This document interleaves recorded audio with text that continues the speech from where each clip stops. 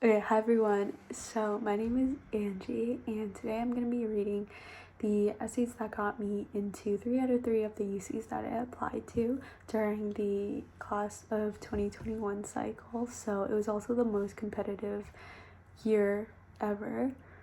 So the schools that I applied to were UC San Diego, UCLA, as well as UC Berkeley.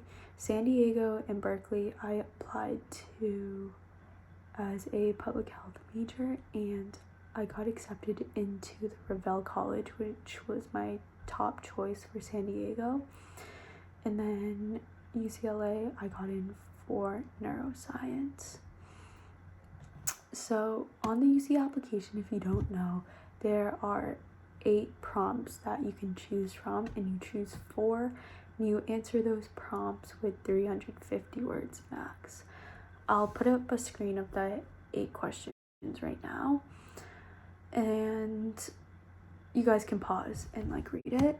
But these are called the personal insight questions, and they really play a big role, in my opinion, in your application, besides your academics, as well as your extracurriculars and awards and stuff, because it shows a lot about you.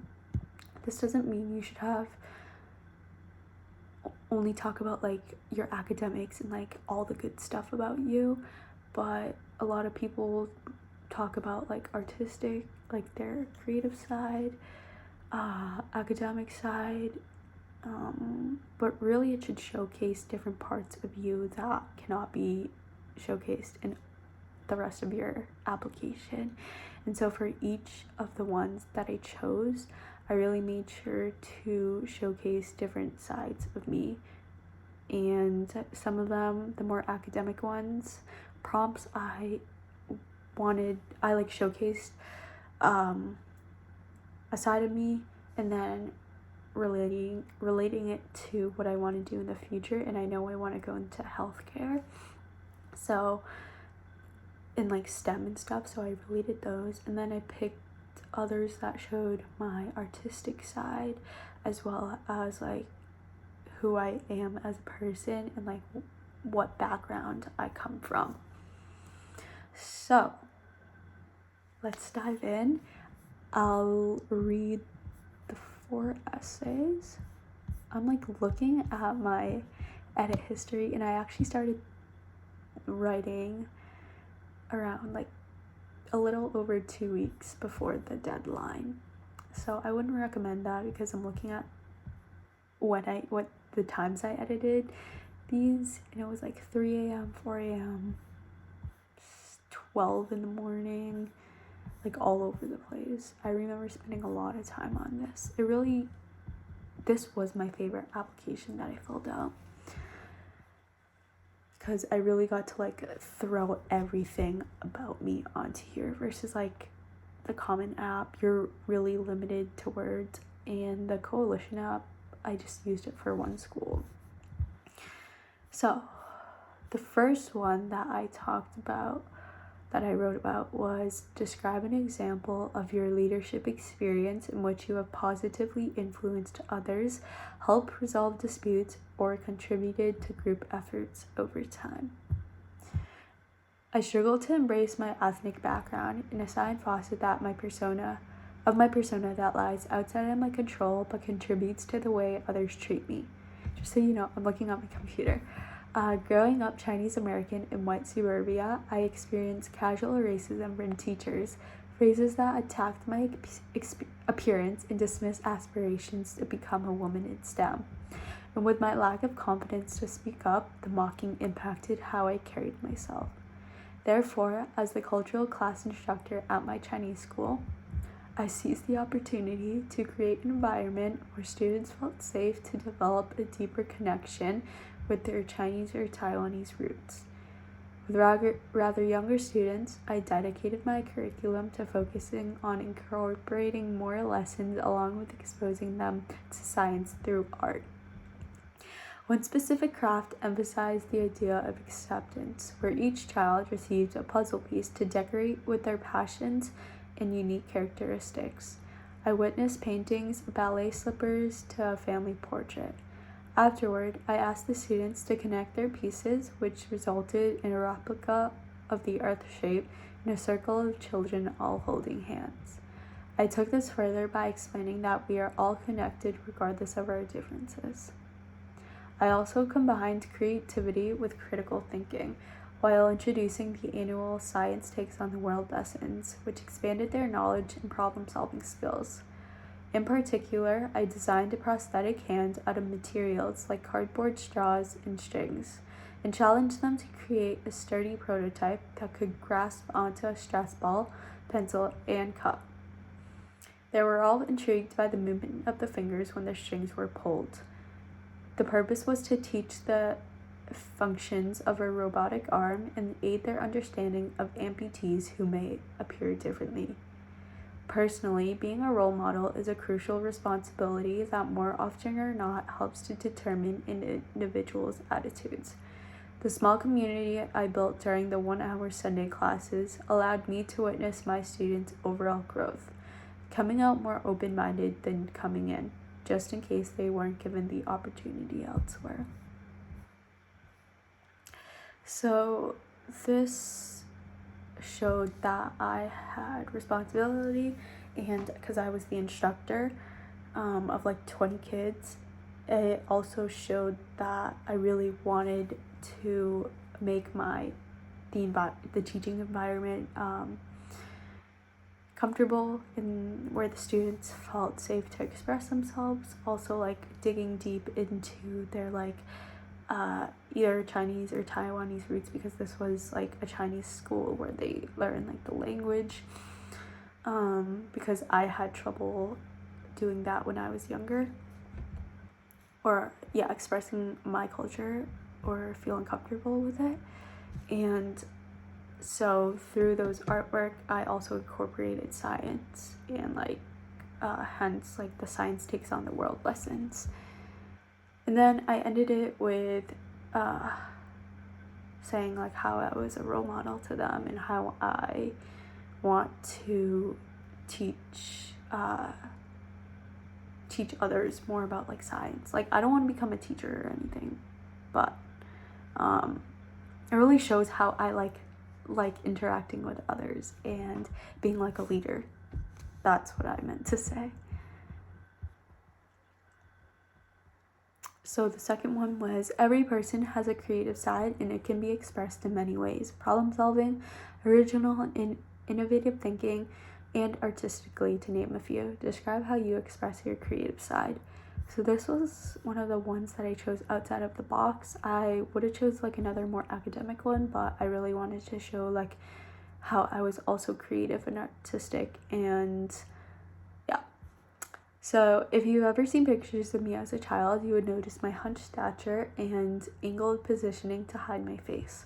There are 3 sides to my story. My family sees my love for photography as just another short-term desire to follow my brother's footsteps, while my classmates view my creativity as a natural skill. The 3rd side, however, is my perspective, in the progress to overcoming my reservations and accepting my physical appearance. Taking self-portraits has been a form of self-expression and a gateway to sharing the same feelings with those who also struggle to be comfortable in front of a camera. This summer, I launched my portrait photography business. And as much control as I have with the background angles and editing, the most difficult yet rewarding part of the job is bringing out the confidence in the model. Reflecting back to the first photo shoot, the environment was very tense as I focused more on checking off every pose and background on the list, rather than taking the time to be more interpersonal.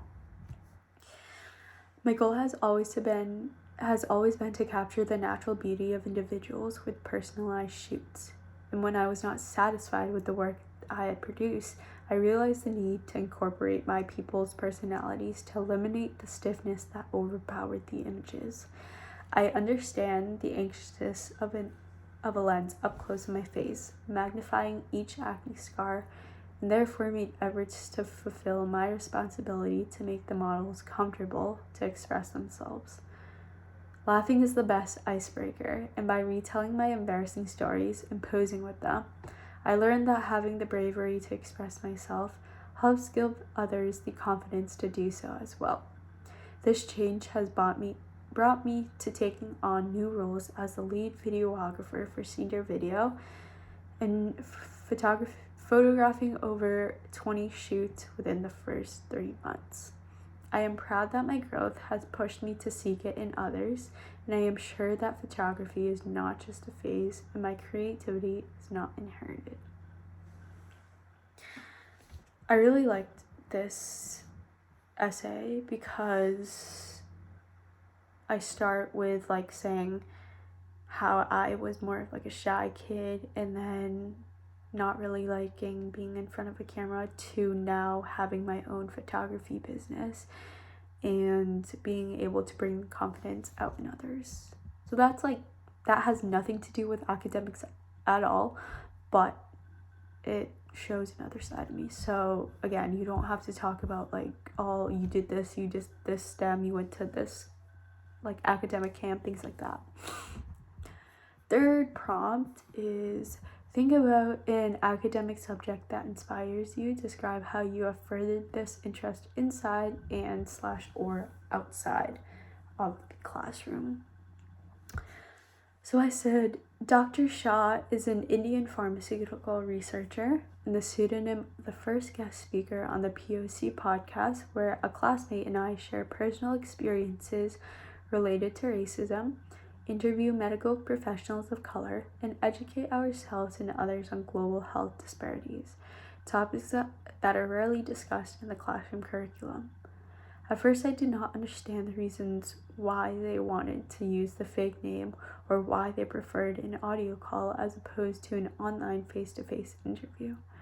I did, however, understand the shared passions to speak of challenges they have faced and the importance of diversity in the future of STEM.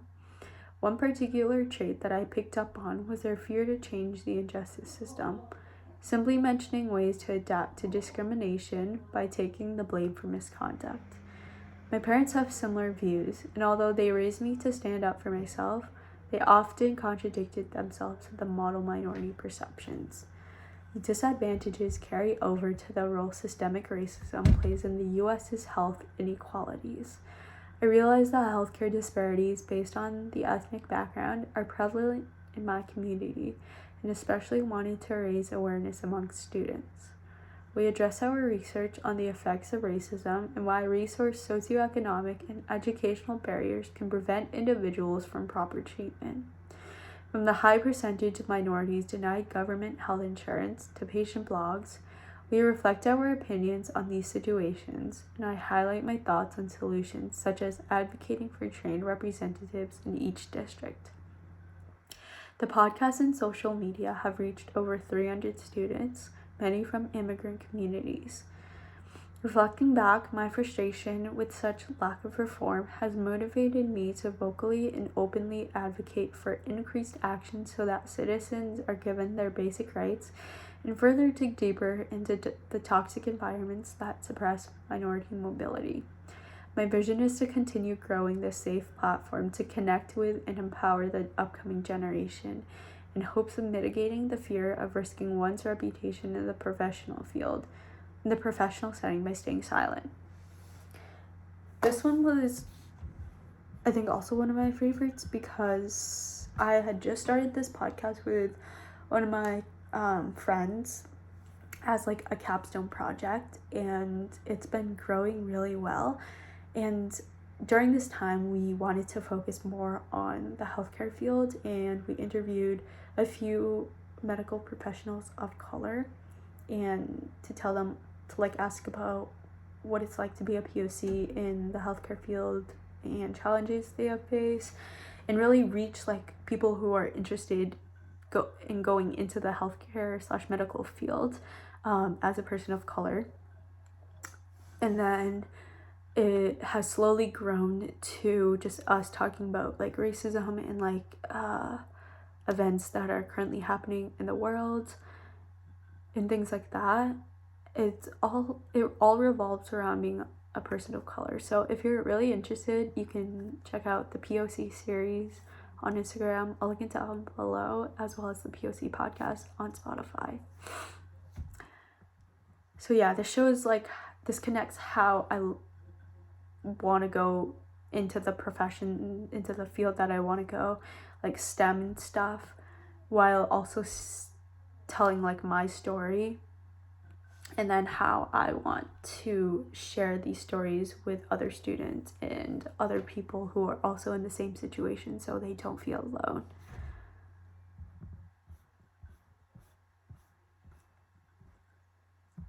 Okay, the last one. This one I actually used for my Common App essay, but I just like took out stuff to meet the word limit. So it says, beyond what has already been shared in your application, what do you believe makes you stand out as a strong candidate for admissions to the University of California?